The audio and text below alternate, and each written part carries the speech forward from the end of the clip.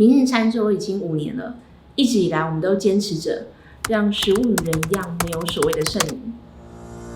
从拯救菜市场丑蔬菜，走到思考饮食议题，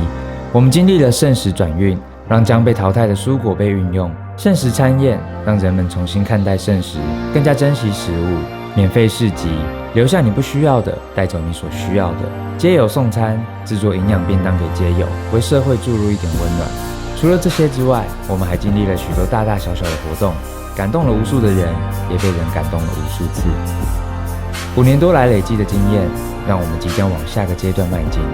我们的新目标就是续食的庇护聚落，而这一切的开端，就从祝福暖心包最环保的零食包开始。我们的暖心包兼具了环保与营养，柯子壳包装可以重复使用，替食物保鲜，解放你的冰箱空间。暖心包内的食物使用了高营养食材以及卖相不好的丑蔬果。这个暖心包不只是让大家充饥，而是在享用零食时，也可以摄取一些平常较少摄取的营养，摆脱过去吃垃圾食物的坏习惯。好吃。在这个计划中，我们将创造6方共好，分别是无家者有归属，提供街友们在续食庇护聚落有自由度的居住以及稳定的工作；高效保鲜袋研发，暖心包外带部分材质取自渔业柯子壳，有远红外线功能保鲜家中蔬果，外带可重复使用，预防隐性饥饿，结合良好的台湾营养食品，让好品牌被看见。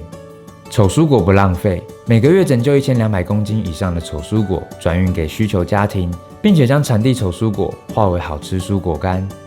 建平台挺弱势，透过固定发放暖心包给都市贫穷者，让续食的丑蔬果变成是关怀其他弱势生活问题的媒介。消费者获得营养，让消费者用比市价更便宜的预算取得高营养的零食。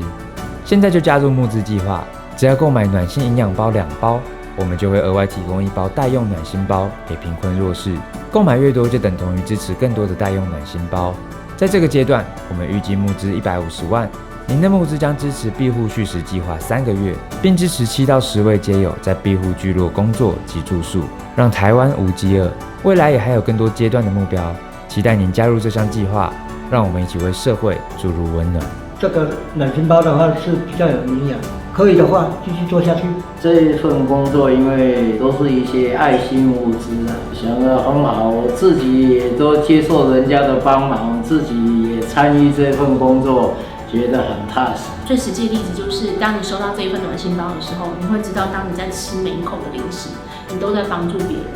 给予食物不同的意义。这个就是这一个暖心包里面我觉得最重要的事情。我们希望用最大的力量去达成，让食物与人一样，没有所谓的剩余。